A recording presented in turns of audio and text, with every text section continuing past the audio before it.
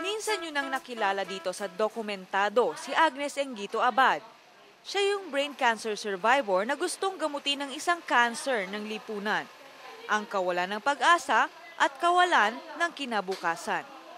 Ang taong lumaking walang pera at patago-tago sa mga foxhole ng mga bakbakan sa Mindanao, ngayon, ibabalik sa mga katulad niya ang grasyang nakamit niya. Sa hirap ng buhay, talagang kailangan nila ng libreng pag-aaral. Doon ko nakita yung sarili ko. Yung sarili ko noon na interesado akong mag-aral pero wala kaming perang pangtusto sa pag-aaral. 5 scholar ang pinili ni Agnes. Sa dinami-dami ng mga sumulat sa The Evening News, hindi naging madali ang selection process. Kinailangan pa ni Agnes magpatulong sa kanyang mga staff at kaibigan. Ito ang magiging classroom ng mga masuswerteng napiling scholars ni Ma'am Agnes. At sila naman ang mga magiging kaklase nila. Hi! Tao po!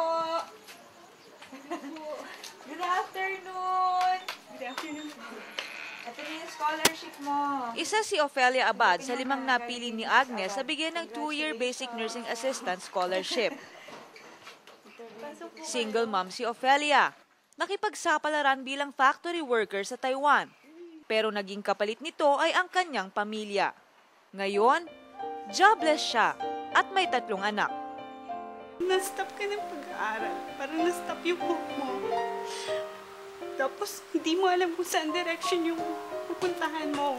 Iniisip ko na lang na lahat ng tao may kailangan pagdaanan para matuto sa buhay. Sa wakas! Hindi rin naiiba ang storya ni Edgar. Isa siyang college undergrad na naloko ng kaibigan niya nang magbakasakali bilang working student sa China. Pero ang nangyari, naubos lang ang pera niya. Pati nga raw Philippine Embassy, iniwan siya. Takot na takot ka na baka nga ganun mangyari, mahuli ka. Pero parang sa kanila, mag-ready ka lang ng pera mo, parang ganun lang. Parang wala man lang concern na may pangbayad ka ba or what. Yun. Para saan daw yung pera? Penalty daw po. Sa Hunyo, ibang pakikipagsapalaran na naman ang haharapin nila Ofelia, Edgar, Jennifer Almadin, Ana Fernandez at Melanie De Vera. Ang 5 pinili ni Agnes na mag-aral ng libre sa kanyang eskwelahan. Sana yung bibigyan nila ng halaga at talagang tatapusin. Kasi pag tinapos na, ibig sabihin, yun ang panalo eh. Yung natapos mo at mabigyan talaga ng saysay, yung opportunity na binigay ng scholarship.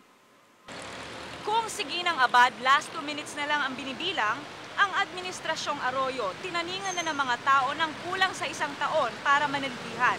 Kung sino ang mas may silbi sa kapwa, mahirap manghusga. Basta ang alam ko, mas mahirap gamutin ang kanser ng lipunan kaysa sa anumang kanser ng katawan. Alam ko, ginagamit siya ni Lord.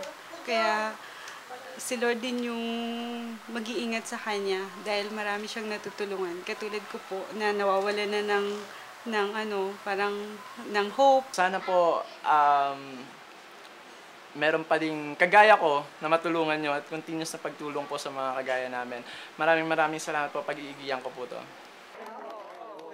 May joke sa mga politiko na kung talagang gusto nilang magsilbi sa tao, mag-waiter na lang sila at wag nang tumakbo. Pero si Agnes, hindi politiko. Hindi na niya kailangan mag-pedicab o magpunas ng putik sa damit para mapansin. Sa huli kasi, hindi pera, kasikatan o kapangyarihan ang sukatan ng buhay. Ang mahalaga ay kung paano ka nabuhay. Diyan babagsak ang maraming kilala natin na may nakadikit na honorable sa kanilang mga pangalan. Fiona Rosario po, Dokumentado.